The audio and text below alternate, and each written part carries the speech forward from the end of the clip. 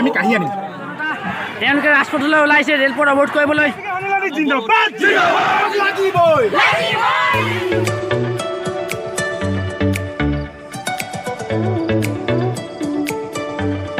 আজি এটা অন্য ভিডিঅ'ত তোমালোক সকলোকে মই স্বাগতম জনাইছোঁ মোৰ ইউটিউব চেনেল DeeAxom22লৈ আজি আমি আহিছোঁ ৰেলপথ অৱৰোধ কৰিবলৈ ইয়াৰ কাৰণ হ'ল ভাৰত চৰকাৰে ভাৰতৰ 5খন ৰাজ্যৰ 12টা জনগোষ্ঠীক জাতীয়কৰণ কৰিলে কিন্তু আমাৰ অসমৰ কোচ ৰাজবংশীসকলক জাতীয়কৰণ কৰিম বুলি কৈ যি প্ৰতিশ্ৰুতি দিছে সেই প্ৰতিশ্ৰুতি বাৰে বাৰে তেওঁলোকে প্ৰতাৰণা কৰিছে তাৰ বাবে আজি ধেমাজি জিলাৰ সদৌ অসম কোচ ৰাজবংশী সংস্থাই 14 তাৰিখ ধেমাজি জিলাৰ বৰদলনিত ৰেল অৱৰোধ কাৰ্যসূচী হাতত লৈছে সেই উদ্দেশ্যে আমি সকলোৱে এই কাৰ্যসূচী অংশগ্ৰহণ কৰিবলৈ যাত্ৰা কৰিছোঁ বন্ধুসকল আমি এতিয়া বৰ্তমান আহি পালোহি মোৰ পিছফালে অসংখ্য মানুহ জমা হৈ আছে ৰেল অৱৰোধ কাৰ্য আমি খন্তেক পিছতে ৰূপায়ণ কৰিম তাৰ বাবে আমি লাইন পাতি ৰেল ষ্টেচনলৈ যাম আৰু আজিৰ এই কাৰ্যসূচীৰ সফল সামৰণি কৰিম ধন্যবাদ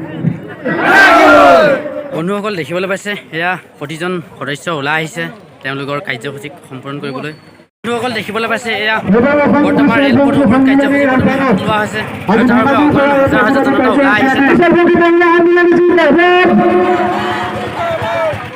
এয়া আপোনালোকে দেখিবলৈ পাইছে অগণন মহিলাসকল ওলাই আহিছে তেওঁলোকৰ কাৰ্যসূচী ৰূপায়ণ কৰিবলৈ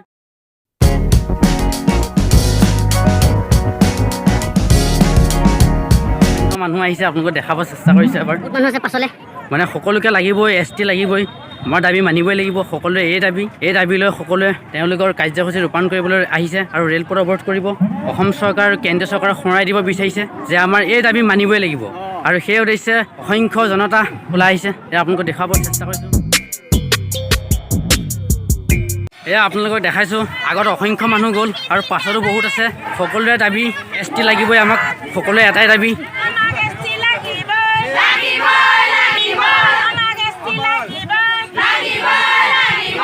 আমাৰ এই জনগোষ্ঠীটোক যি পৰ্যন্ত জনজাতিকৰণৰ মৰ্যাদা নিদিয়ে তেতিয়ালৈকে আমি ধাৰাবাহিকভাৱে আন্দোলনৰ কাৰ্যসূচী ৰূপায়ণ কৰি যাম প্ৰয়োজন হ'লে আমি আমাৰ যিসকল আন্দোলনকাৰী আছে তেজ দিবলৈ বাধ্য আছে সেয়ে আমি চৰকাৰক সকীয়াই দিছোঁ যে অনতি পলমে আমাৰ জনগোষ্ঠীটোক জনজাতি কৰিবৰ কাৰণে আমি টানি অনুৰোধ কৰিছোঁ এয়া দেখিবলৈ পাইছে অসংখ্য জনতা তেওঁলোকে ৰাজপথলৈ ওলাইছে ৰেলপথ অৱৰোধ কৰিবলৈ আপোনালোকৰ আগলৈ বহুত মানুহ আছে আৰু পাছলৈ আপোনালোকে দেখাবৰ চেষ্টা কৰিছোঁ বহুত তেওঁলোকৰ মাত্ৰ এটাই দাবী যে আমাৰ দাবী মানিবই লাগিব আমাৰ ST লাগিবই প্ৰতাৰণা নচলিব চৰকাৰে আমাৰ প্ৰতিবাৰে আমাৰ বহুত প্ৰতাৰণা কৰিছে তাৰ বাবে আজি এই জংকী আন্দোলন গঢ়ি তোলা হৈছে তাৰ বাবে আমি ৰাজপথলৈ ওলাই আহিব লগা হৈছে আপোনালোকে দেখাইছোঁ অসংখ্য জনতা ৰাজপথলৈ মাজলৈ ওলাই আহিলে তেওঁলোকৰ দাবী মুঠতে মানিবই লাগে তেওঁলোকৰ দাবী এটা মানিবই লাগিব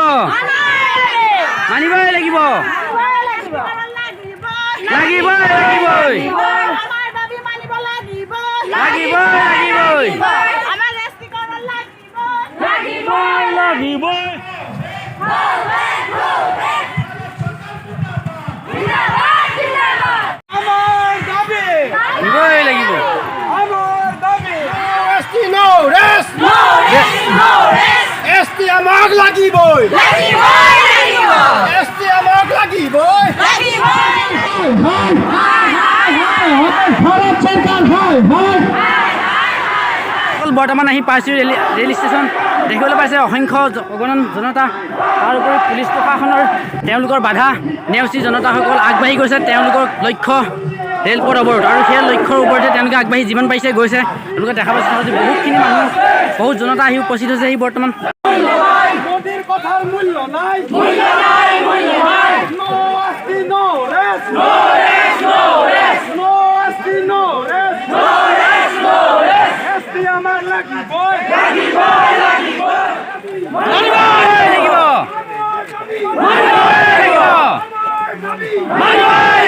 বন্ধুসকল এতিয়া আহি সকলোবিলাক ৰেল ষ্টেচনত উপস্থিত হৈছেহি এয়া বহুত অসংখ্য অগণন জনতা আহি তেওঁলোকৰ আন্দোলন কঁপাই তুলিছে তেওঁলোকক মুঠতে মাত্ৰ এটা দাবী যে আমাক জাতীয়কৰণ লাগে আমাক জনজাতিকৰণ লাগে তাৰ বাবে সকলো জনতা ওলাই আহি ৰেলপথ অৱৰোধ কৰিছে আপোনালোকক দেখাব চেষ্টা কৰিছোঁ অকণমান আগলৈ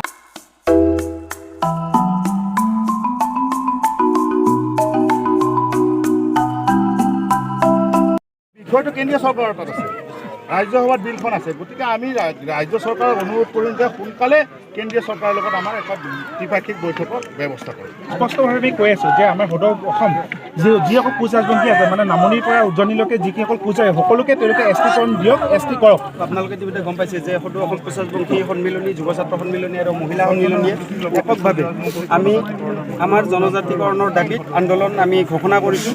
আৰু আজি আমাৰ এই ধেমাজিত ৰেল অৱৰোধ আমি চৰকাৰক প্ৰতিবাৰে অনুৰোধ কৰি আহিছোঁ। এতিয়ালৈকে আমি চৰকাৰৰ ভাষা আমি এতিয়ালৈকে ব্যৱহাৰ কৰা নাই। আমাৰ মুখ্যমন্ত্ৰী ডাঙৰীয়াই যি মানে 1 জানুৱাৰীৰ দিনাই যিটো এটা কৈছিল যে আমাৰ অসম ৰক্তাক্ত হ'ব যদি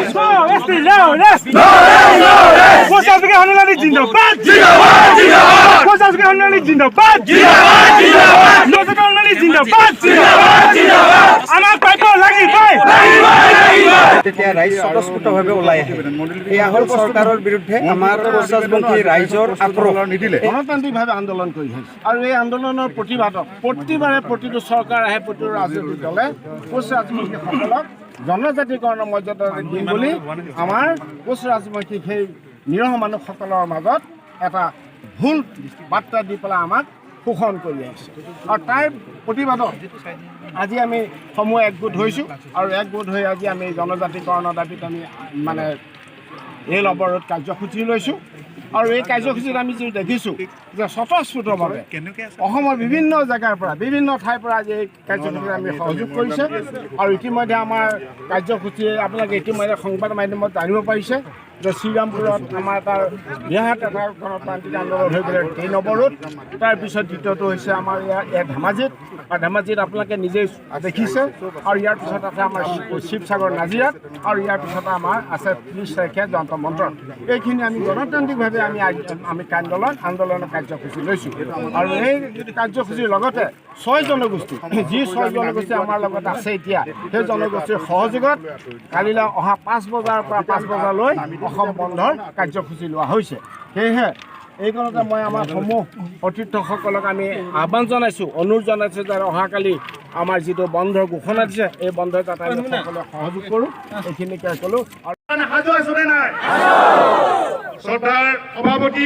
আৰু এই আন্দোলনত ভাগ লৈছে অসমৰ বিভিন্ন জেগাৰ পৰা অহা মাজুলী, ঢকুৱাখানা, লখিমপুৰ, জোনাই, ধেমাজিৰ ধৰি সকলো ফালৰ পৰা উজনি অসমৰ সকলো জেগাৰ পৰা মানুহ আহি এই আন্দোলনৰ কাৰ্যসূচীত ভাগ লৈছেহি। কমেও 10-15 হাজাৰ জনতা উপস্থিত হৈছিলেহি। আৰু সেই উপস্থিত জনতাই তেওঁলোকৰ ৰেলপথ অৱৰোধ কৰিবলৈ সক্ষম হৈছে।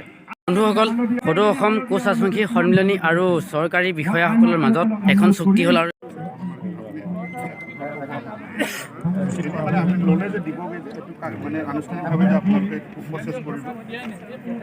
আৰু সেই চুক্তি মৰ্মে সকলো ৰাইজ ৰেলপথৰ পৰা নামি আহিলে যে আমাৰ দাবী তেওঁলোকে মানি ল'লে।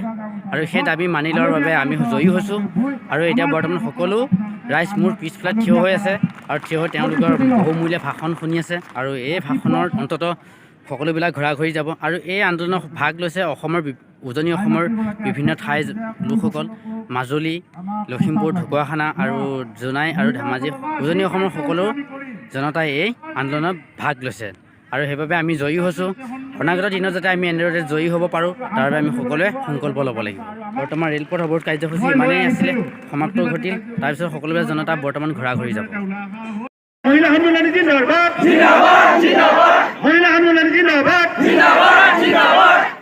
আমি খাবলৈ লৈছোঁ দেই। ইয়াৰ খিচিৰ পাছলৈ বহুত মানুহ আছে, চবেই সকলোৱে খিচিৰি খাইছে।